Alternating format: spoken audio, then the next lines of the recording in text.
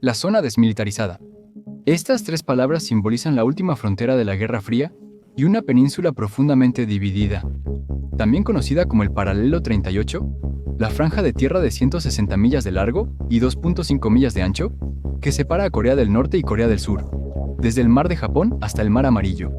Esta tierra de nadie ha sido descrita como la frontera más armada del planeta, llena de millones de tropas listas para el combate de ambos países, minas terrestres, cercas eléctricas, torres de vigilancia y túneles subterráneos para defender una frontera que nunca ha existido realmente. Al norte, China y Rusia bloquean una nación aislada, y al sur, Japón, aliado de Estados Unidos, acompaña a una Corea del Sur inclinada hacia occidente. Es la ubicación geográfica perfecta para un estancamiento entre potencias opuestas, y ha sido así durante más de 70 años. Suena loco pensar en la península de Corea como algo más que dividida. Pero ¿qué pasaría si no lo estuviera? ¿Qué pasaría si los esfuerzos de reunificación de las últimas 7 décadas finalmente lograran una Corea unida? Si esa visión optimista se hiciera realidad, una Corea unificada sería una fuerza significativa. Una Corea unida tendría el poder militar de Gran Bretaña y Japón juntos, con un Producto Interno Bruto de cerca de 5 billones de dólares, siendo la 10ª economía más grande del mundo y una fuerza laboral de más de 40 millones. Los recursos naturales del norte y los avances tecnológicos del sur impulsarían el transporte y la infraestructura, creando nuevas industrias en una tierra que una vez fue estéril. Un sistema ferroviario interconectado transportaría bienes a través del país, y las vías fluviales despejadas exportarían materias primas globalmente. Casi suena utópico. Por eso ha sido tan imposible de lograr. Corea del Norte y del Sur han protagonizado un vaivén de hostilidades, desde el lanzamiento de misiles norcoreanos hasta el albergue de submarinos nucleares estadounidenses en la costa sureña. Sin embargo, la historia de la división coreana no siempre fue así. Una vez unida, Corea disfrutó de 13 siglos de unidad y desarrollo progresivo, y fue conocida como uno de los estados más antiguos de los últimos 2000 años. Incluso cuando cayeron ante el Imperio japonés, en 1910, Corea permaneció como un estado unido.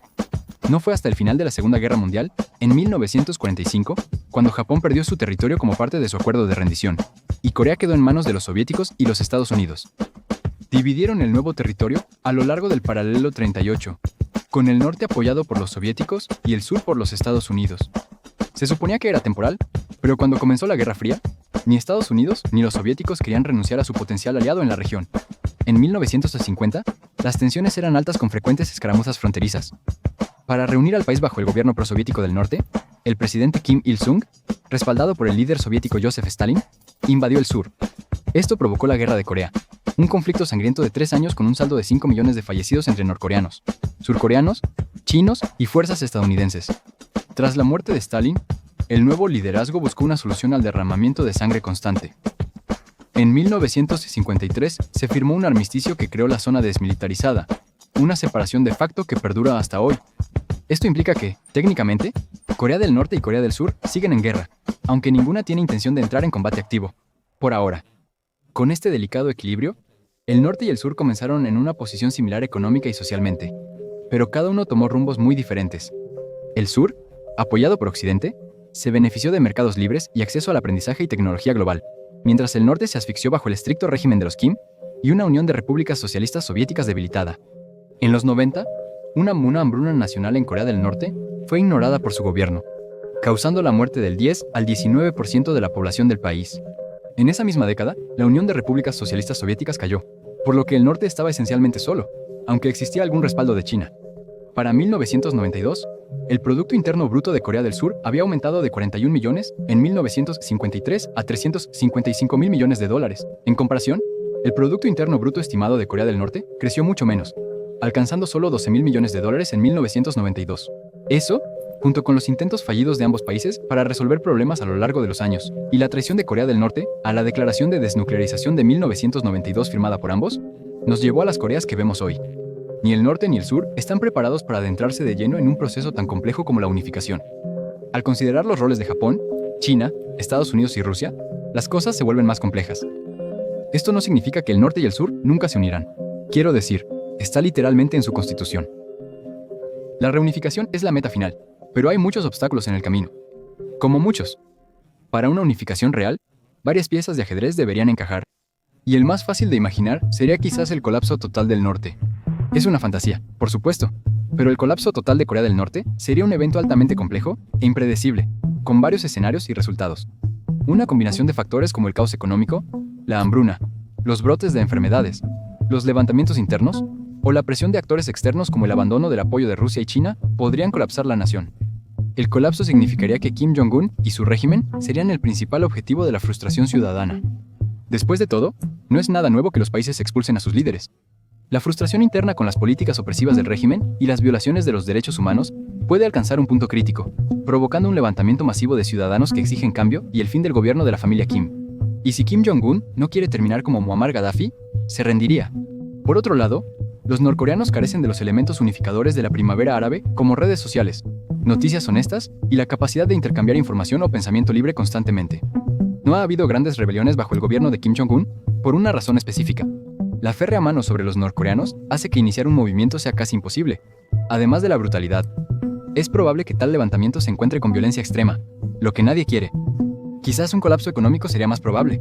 La economía de Corea del Norte se basa en sistemas obsoletos e ineficientes, lo que le otorga un Producto Interno Bruto Global de 115 y la hace la economía libre de menor rango en el Pacífico Asiático, con más restricciones que Uzbekistán, Camboya y Birmania. Una caída económica severa podría llevar a la pobreza generalizada, escasez de alimentos y crisis humanitarias, presionando al gobierno para recuperar el control o salvarse permitiendo que el sur intervenga. El mayor impedimento para este colapso sería la asistencia de China y Rusia, por mínima que sea. Ha sostenido el régimen de Kim hasta el momento. China apoya a Corea del Norte, principalmente porque actúa como amortiguador entre ellos y los aliados occidentales, Japón y Corea del Sur. Rusia y China vetaron recientemente la propuesta de seguridad de la Organización de las Naciones Unidas de 2022 para aumentar las sanciones contra Corea del Norte por desarrollar más sus programas nucleares. China es responsable del 92% del comercio de Corea del Norte. Mientras el gobierno sea un obstáculo para Estados Unidos y sus aliados en la región, China y Rusia aprovecharán. Según su perspectiva, poner fin al régimen norcoreano actual podría resultar en una Corea unificada, aliada con sus adversarios occidentales, y también en sus fronteras. Por eso, la alianza es un precio que están dispuestos a pagar, a menos que hubiera una lucha interna en el gobierno. Por ejemplo, si Kim Jong-un estuviera incapacitado. Sin un sucesor inmediato, las luchas internas de poder entre la élite gobernante podrían desbordarse, y quién sabe con qué nuevo gobernante tendrán que lidiar Rusia y China. Un liderazgo debilitado podría disminuir la habilidad del régimen de controlar el país, creando facciones gubernamentales que busquen apoyo extranjero o intenten tomar el poder. En este lío, el sur y sus aliados podrían tomar el control. Esta toma de control perjudicaría al norte, dejándolo en desventaja, mientras que el sur cargaría con la responsabilidad de restaurar la normalidad. La unificación mediante invasión no es mejor. De hecho, ese sería el peor escenario. Corea del Norte está muy armada, y una invasión desde el sur enfrentaría una gran resistencia y bajas inimaginables. Por lo tanto, el camino más realista y mejor hacia la unificación sería un proceso lento y constante, con mucho diálogo y aún más compromiso por ambas partes. Aquí es donde las cosas se complican. Una unificación moderna tendría que ser liderada por Corea del Sur, ya que el norte no puede absorber competentemente la gigantesca estructura del sur. Esto implicaría que Kim Jong-un y su régimen deberían renunciar a un gran poder influyente o formar un liderazgo conjunto con la meta final de un solo cuerpo gobernante. Implicaría una postura más flexible sobre el aislacionismo, a cambio de que él evite el arresto y un posible juicio, lo que provocaría un revuelo internacional, pero sigue impulsando los esfuerzos de reunificación. En segundo lugar, Corea del Norte tendría que renunciar a su activo más valioso, la capacidad nuclear, lo cual no será fácil. Después de todo, es su mayor activo. Tienen casi 60 bombas nucleares, una colección de misiles de corto y largo alcance, y arsenales de 2.500 a 5.000 toneladas de armas químicas. Es la principal causa de las severas sanciones internacionales y de una fuerte presencia militar de Estados Unidos en el área. Es una de las razones por las que Corea del Sur alberga Camp Humphreys, la base militar estadounidense más grande en el extranjero. Pero si el norte cumpliera sus promesas de desnuclearización, la presencia militar de Estados Unidos sería innecesaria, eliminando las preocupaciones de China y Rusia y aliviando la tensión con Japón. A cambio, Corea del Sur tendría que adoptar una postura neutral, aflojando su alianza con Occidente, ya que una Corea prooccidental molestaría a Rusia y China, creando una nueva amenaza. Podría forzar a ambos países a invadir el norte antes de completar la reunificación. El sur también tendría que asumir el alto costo de desarrollar la infraestructura del norte y actualizarlos tecnológicamente, similar a lo que hizo Alemania Occidental por el este. Gigantes surcoreanos como Samsung, Hyundai, LG, Kia y otros obtendrían una fuente inmediata de mano de obra asequible y recursos, mientras que los norcoreanos que trabajen para estas empresas aumentarían significativamente su ingreso per cápita. Esta colaboración convertiría a la Corea unificada en la séptima economía mundial para 2050. Corea del Sur se beneficiaría de los 1.1 millones de tropas listas para el combate y los 7.7 millones de reservistas que se absorberían en un solo ejército, creando una fuerza que combina la clasificación militar global de Corea del Sur en sexto lugar y la de Corea del Norte en 28º lugar. Sin embargo, con una Corea unida, ya no sería necesario el reclutamiento obligatorio como existe actualmente en ambos países. Así, la economía se beneficiaría de jóvenes trabajadores en lugar de soldados. Aunque todo esto parece alcanzable, uno de los aspectos más difíciles de la unificación sería enseñar a un público dividido a pensar como uno solo. Este podría ser el mayor obstáculo. De los 33.000 desertores norcoreanos en Seúl, muchos afirman que la discriminación es la razón principal detrás de la falta de oportunidades laborales y avance social. Los norcoreanos tienen menor estatura y acentos distintivos, lo que los hace blanco de prejuicios y sesgos en Corea del Sur. La situación es tan grave que algunos desertores han vuelto al norte. Los norteños también deberían aprender a prosperar en un mercado libre con fuerte competencia y sin dirección gubernamental directa en su día a día. Esto solo tomaría décadas. No sorprende que los surcoreanos no sean tan optimistas sobre la reunificación. Una encuesta de 2021 reveló que el 56% de los surcoreanos creían que la unificación era necesaria, pero debía posponerse hasta que las condiciones fueran más favorables. El 25.5% ni siquiera consideraba la posibilidad y prefería mantener el statu quo. De hecho, solo el 12.7% pensó que debería hacerse lo antes posible. Considerando todos los obstáculos, la reunificación parece una gran broma.